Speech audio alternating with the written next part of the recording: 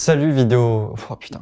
Aujourd'hui je me confie, mais je me confie pas comme d'habitude, car là je vais parler d'un truc auquel je n'ai pas parlé à mes amis proches, ni à personne en fait. J'ai abordé les trucs vite fait sur la plateforme, mais très brièvement parce que je voulais pas aller dans le fond du sujet, parce que j'étais pas prêt à en parler. J'étais tellement pas prêt à en parler que le fichier sur lequel j'ai écrit ce que je vais lire, il s'appelle...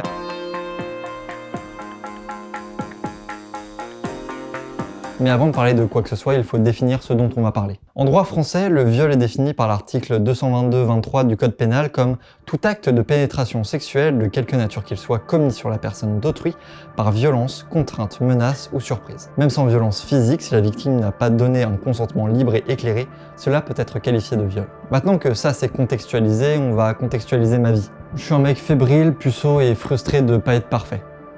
Je viens de sombrer dans l'alcoolisme et beaucoup de mes amis m'ont lâché. Pour ne pas dire tous en fait. Du coup, j'ai personne avec qui me relever. Je passe en deuxième année d'école d'audiovisuel. Pour être franc, il n'y a rien qui se passe bien. Une deuxième année avec une coécriture qui se passe super mal, où tout le monde s'engueule, où je peux même pas me rapprocher de quelqu'un pour essayer de créer un quelconque lien parce que j'y arrive pas. Et mes problèmes d'alcool empirent la situation. J'en arrive à un point où je me déteste tellement que j'ai l'impression que personne ne peut m'apprécier. J'ai l'impression d'être renié par la terre entière, que je suis un paria. Vraiment le truc de collégien qui se sent mal dans sa peau. Comme je l'ai dit, j'ai personne avec qui me confier. Alors je commence à me lancer sur TikTok, je commence à balancer des anecdotes, des choses, et je me confie de plus en plus jusqu'à que ça devienne une sorte de confidente. Un truc où je me sens proche, je fais qu'un avec le truc en fait. Et un jour, je fais cette vidéo. Est-ce que tu manques de confiance en toi? Beaucoup. Est-ce que tu penses savoir pourquoi? Je pense que ça doit être dû au harcèlement, donc au final j'ai une estime de moi très basse. Mais au bout d'un moment, on s'y habitue, on n'en a plus rien à foutre quoi. Question choquante, réponse avec le texte. Alexandre, ma question va être un peu choquante. T'es-tu déjà fait agresser moralement, physiquement ou sexuellement? Des fois tu parles à des gens, tu crois que c'est des bons gens, c'est pas les bons gens. Sous cette vidéo, il y a un commentaire qui va être le début de toutes les emmerdes, et je décide d'y répondre en vidéo. J'ai peur, voilà, j'ai peur. Non mais c'était une vidéo où genre je me confie, tu vois, genre je me confie à vous, je raconte des choses sur moi et voilà. Comment ça je suis pas timide? What? Cet emoji en plus? Pourquoi? Non, je suis pas timide. Non, non. Mais toi tu me fais peur. Cette personne a peut-être été charmée par le fait que je me sois fait agresser. Ça existe les fétichistes des agressions? Et du coup, il lâche un autre commentaire. Vu mon état émotionnel qui fait une déferlante très grave, je prends ça comme un vrai compliment. Je suis pas un garçon facile après, tu vois. C'est, tu m'envoies un message quand tu veux, c'est vraiment DM ouverte, disponible sur Paris, en fait partout. Je peux prendre le train. Open bar. Je vais peut-être pas le dire ça. Et ensuite, ça continue jusqu'à ça. Ça commence vraiment à devenir intéressant. Ça peut aboutir à un truc, non? Par la suite, on a discuté pendant plusieurs mois. Il arrêtait pas de me complimenter et je savais pas grand chose de lui. J'avais les photos qu'il m'envoyait de son corps et j'avais seulement son âge qui était 25 ans. Même son prénom, il était tellement loin que voilà. Et il a commencé à devenir un peu plus un confident. C'est devenu la seule personne à qui je me rattachais. Parce que oui, j'avais personne et puis, comme j'avais dit dans la vidéo, c'était ça. À ce moment-là, j'ai 19 ans et je me dis que cet écart d'âge-là, il est pas grandiose, on s'en fout en fait. Et comme je dis, j'étais en coécriture et à un moment, ça s'est vraiment mal passé entre toute l'équipe. Et j'avais besoin de me confier et comme il était plus que mon seul confident, c'est à lui que je me suis confié quand j'étais au plus mal. Et j'ai dit une chose que je n'aurais pas voulu dire, c'est je t'aime. Sauf que je disais ça un peu sur la rigolade et puis il l'a pris très premier degré et j'avais pas envie de perdre la seule personne à qui je parlais. Alors il m'a proposé qu'on se voit. Sauf qu'il m'a pas proposé qu'on se voit n'importe où, il m'a proposé qu'on se voit dans un sauna. Et à cette époque-là, je savais pas ce que c'était.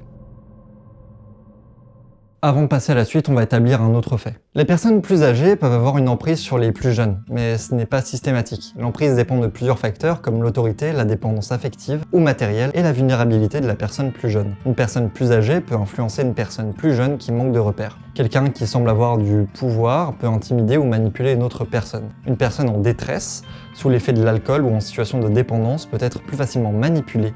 Flatterie excessive, intimidation, fausses promesses ou culpabilisation sont souvent utilisées pour obtenir quelque chose. Un jour avant qu'on se voie, il m'avoue son réel âge.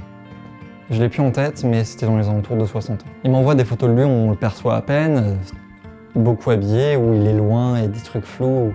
En fait, je sais pas vraiment à quoi il ressemble. Malgré tout, j'ai personne d'autre. Et quand t'as personne d'autre, Surtout qu'il m'exprime vraiment le fait d'être content qu'on se voit et puis il continue à me lancer des flatteries comme il fait depuis le début, depuis des mois. Ça doit bien faire genre 4-5 mois qu'on parle. Je rappelle que je suis dans une période de ma vie où j'ai beaucoup de problèmes d'alcool, où j'ai des problèmes de relations, où je me sens pas bien, où je manque de repères. Je me retrouve un peu perdu dans qu'est-ce que je peux faire, qu'est-ce que je peux devenir et qui sont mes vrais amis. Du coup, j'ose vraiment pas annuler la rencontre. Elle se passe sur Paris, dans un sauna gay, et on se rencontre juste en face du sauna. Du coup, il veut qu'on aille boire un verre juste avant et on parle un peu et il commence à me dire qu'il bosse dans une grande entreprise internationale, qu'il est super content de me voir, qu'il y a vraiment un truc entre nous. Il me dit qu'il s'en veut tellement de m'avoir menti, mais qu'il est tellement content qu'on se voit quand même. Et il commence à me faire culpabiliser si j'aurais pas envie de rester. Avec des non mais si t'as pas envie, non mais... Après moi, vraiment, je suis content de te voir et à ce moment-là, c'est là que je me suis senti vraiment au plus mal. Il a continué les flatteries excessives jusqu'à ce qu'on aille dans le sauna et une fois qu'on était dedans, il s'est passé ce qui s'est passé. Mon corps était bien plus expressif que moi parce qu'il repoussait tout et j'ai ressenti aucun plaisir. Dans cette expérience qui, pour moi, reste hyper mauvaise, je me rappelle encore d'un gars qui nous a rejoints alors qu'on était en train de... Voilà. Et je me rappelle d'avoir ressenti aucun plaisir, aucune excitation, rien du tout. Enfin, je me sentais mal, je me sentais oppressé, je me sentais coupable en même temps, parce que c'était moi qui avait accepté, et puis on se retrouvait là, et puis après, je peux pas dire non, et puis j'étais pas à ma place, quoi. Du coup, j'ai tout fait pour forcer mon corps, parce que je pouvais plus dire non. Ce que j'avais en tête, je pouvais pas. Quand je suis sorti du sauna, c'est là que j'ai remis toutes les choses en place, et que j'ai compris tout ce qui venait de se passer. J'ai commencé à faire une dépression, et puis il y a une vieille amie qui est revenue vers moi. Et c'est elle qui m'a permis de lâcher ce mec-là et de lui dire clairement que en fait ça va pas, c'est pas possible. Il insistait pour me dire qu'il m'adorait, que c'était incroyable ce qu'on a fait, que... Je pense que sans elle, je serais encore avec lui, quoi. Enfin, je sais même pas si je serais encore en vie, quoi, surtout. Comme j'ai dit, quand j'ai couché avec lui, j'ai pris aucun plaisir. Et ça a été un des trucs les plus frustrants de mon existence, le fait de rien ressentir. J'avais juste de la culpabilité et puis c'était un truc mécanique, un peu machinal qui... J'étais plus là en fait.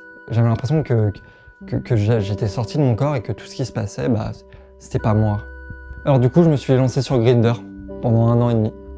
1 an et demi où j'ai vu des mecs, où j'ai fait des plans chelous, où j'ai retrouvé des gens, où ils m'ont parlé de leur kink étrange, où j'ai fait plein de trucs dont je me sens encore mal. Il y avait plein de rencontres avec des gens sympas, avec des gens moins sympas, des gens qui retiraient la capote que j'avais sur la queue sans me prévenir et après se l'enfonçaient. Ça fait aussi partie du V, il n'y a pas de débat là-dessus. Et malgré toutes ces choses, toutes ces fois, tous les mecs que j'ai rencontrés seulement pour un coup d'un soir ou pour des relations, je n'ai jamais pris aucun plaisir. Je n'ai jamais réussi à prendre aucun plaisir dans ces trucs-là. J'ai l'impression que mon âme quitte mon corps et je suis plus moi, c'est juste un truc mécanique et dès qu'ils finissent, bah, on a fini. Ouais. Parce que dès qu'ils finissent, ils ont plus envie et en fait on force pas quelqu'un à avoir envie. Je sais pas, c'est une petite base sur le fait de respecter le consentement de chacun. Et comme j'arrêtais pas d'être frustré, j'ai choisi aujourd'hui l'abstinence. Ça fait 5-6 mois que je suis dedans et j'ai jamais été aussi heureux, je pense, dans l'épanouissement de comment je suis. Mais comme j'étais toujours seul, j'ai choisi de traîner sur Grindr quand même, mais pour parler aux gens. Donc aujourd'hui, j'ai encore Grindr et j'utilise pour échanger avec les gens, parler, et ceux qui veulent baiser, je leur dis bon, c'est pas mon truc. Je rappelle aux gens qu'en nude, c'est toujours avec le consentement, donc t'envoies pas ta bite, à moins que je dise oui. Un soir, il y a un gars de mon âge qui m'a envoyé un message. Je lui ai dit clairement que je voulais pas baiser, que j'avais juste envie de parler, il m'a dit je peux passer quand même. Je lui ai fait ok, vas-y. Mais du coup, on va juste parler. Et j'ai bien mis ça au clair dès le début. Il est resté 1 heure avec moi et après il a commencé à se rapprocher de moi, à me faire des caresses qui étaient chelous, à me faire des câlins. Il a essayé de se rapprocher de ma queue, je lui disais non. Je lui ai dit 6 fois. J'ai compté le nombre de fois où j'ai dit non. Sauf qu'au bout d'un moment, il a mis sa main dans mon caleçon. Et comme j'ai dit, ce qui se passe, c'est mécanique. J'ai pas envie, j'ai aucun plaisir, j'ai aucun désir. Mais c'est un processus qui s'est fait dans mon cerveau, dans mon crâne, qui se lance tout seul. J'arrive pas à maîtriser ça et c'est ce qui me fait le plus peur parce que ça m'apporte rien et je me sens mal de le faire. Ensuite, on a fini, puis il a dit bah, je peux partir si t'as envie.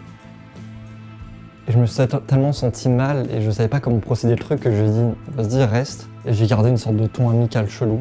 Je suis resté quand même 20 minutes debout, tout seul, contre mon armoire, parce que je savais pas où me mettre d'autre. Et je comprenais toujours pas ce qui venait de se passer en fait. J'ai porté plainte contre personne, parce que je me sens responsable. Je me sens responsable de ne pas avoir un cerveau assez fort, d'avoir assez de je sais pas quoi en moi pour pour avoir arrêté tout ça. Je suis devenu gérontophobe. J'ai peur des personnes âgées, j'ai pas l'impression qu'il y a une seule bonne intention derrière. Et au-delà de ça, je me suis un peu plus casanier. Et j'ai aussi beaucoup peur des relations et c'est pour ça que j'ai pas envie de me mettre en couple. Mentalement, je suis pas prêt à me mettre en couple. Je suis pas prêt à aider quelqu'un à accomplir ses désirs ni quoi que ce soit parce que je peux pas moi-même. Malgré tout, j'ai rencontré de belles personnes et il y a quelqu'un qui me plaît, mais je sais que si je me mets avec lui aujourd'hui, une grosse partie de sa vie va être foutue, quoi. Parce que je vais réussir à la ruiner.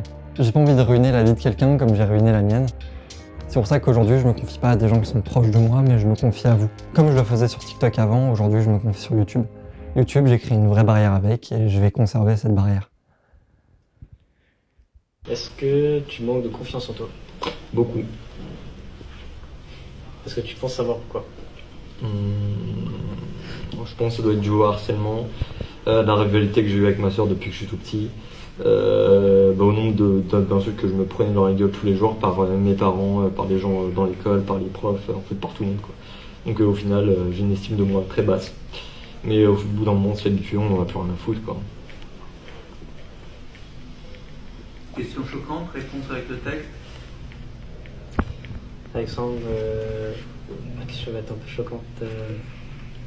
T'es-tu déjà fait agresser moralement, physiquement ou sexuellement?